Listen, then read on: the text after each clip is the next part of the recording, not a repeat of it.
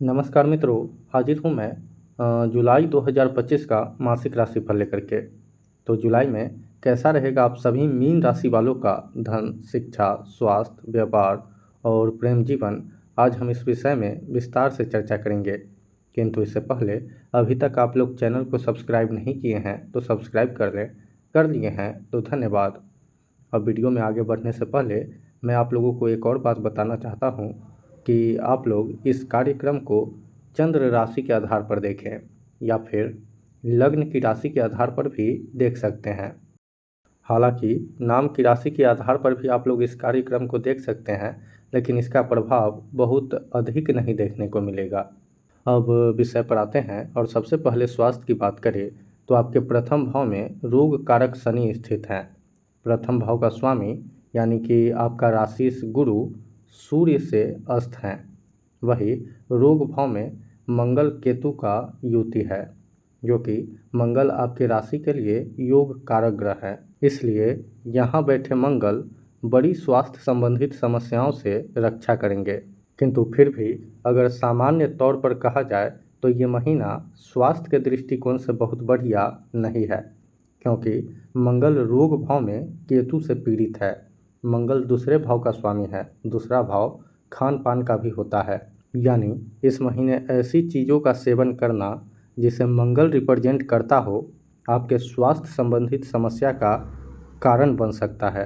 तो अधिक मसालेदार, तीखा या फिर ऐसी चीज़ों से बचना है जो स्वाभाविक रूप से गर्म हो, क्योंकि फूड पॉइजनिंग हो सकता है।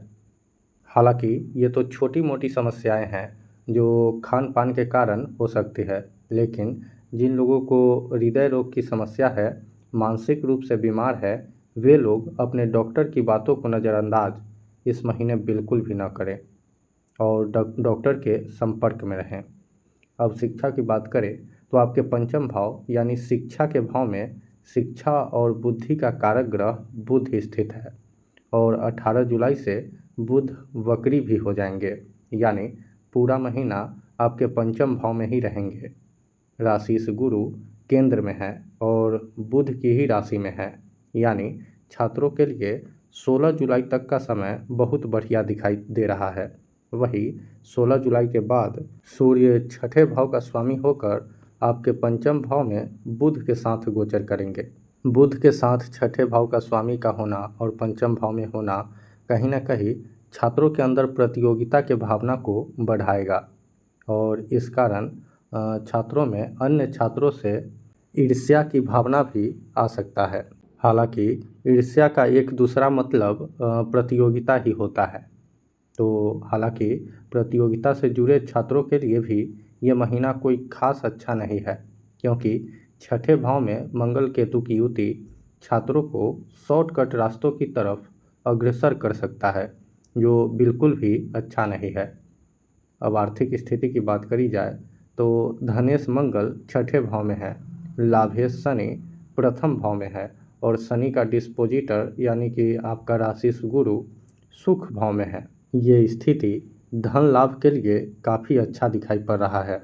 जो लोग लोन के लिए अप्लाई कर रखे थे उनका लोन इस महीने पास होने की संभावना है।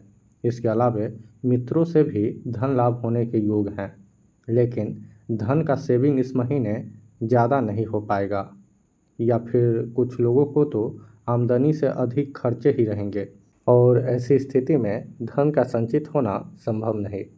अब कार्य क्षेत्र की बात करी जाए तो दशमेश गुरु के साथ सूर्य की युति नौकरी पेशा से जुड़े लोगों के लिए काफ़ी अच्छा दिखाई पड़ रहा है, विशेष रूप से सरकारी नौकरी कर रहे लोगों के लिए। वही नई नौकरी की तलाश कर रहे लोगों को काफ़ी चुनौतियों के बाद नौकरी मिलने की संभावना है। इसलिए कितना जद्दोजहद आप कर रहे हैं, सफलता इस पर निर्भर करता है।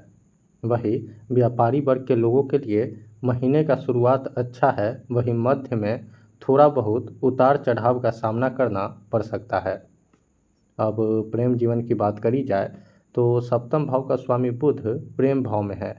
प्रेम का कारक शुक्र काम त्रिकोण में ही स्वराशि के हैं, यानी प्रेम जीवन में प्रगाढ़ता आएगी, काम इच्छा में बढ़ोतरी होगी। वही 16 जुलाई के बाद थोड़ा बहुत आपके प्रेम जीवन में उतार चढ़ाव भी आएगा। हालांकि इसका प्रभाव बहुत ज़्यादा आपके प्रेम जीवन पर नहीं पड़ेगा। अब वैवाहिक जीवन की बात की जाए तो वैवाहिक जीवन में प्रेम बना रहेगा। हालांकि जीवन साथी का स्वास्थ्य और स्वभाव दोनों में 16 जुलाई के बाद बदलाव आएगा। अब उपाय की बात की जाए तो आपका नवमेष यानी कि भाग्य भाव का स्वामी सूर्य की राशि में छठे भाव में है। इसलिए भगवान सूर्य की पूजा आराधना करना आपके लिए काफ़ी लाभदायक रहेगा। या फिर भगवान विष्णु की भी पूजा आराधना आप लोग कर सकते हैं। तो आज के कार्यक्रम में बस इतना ही। मुझे दीजिए इजाज़त। नमस्कार।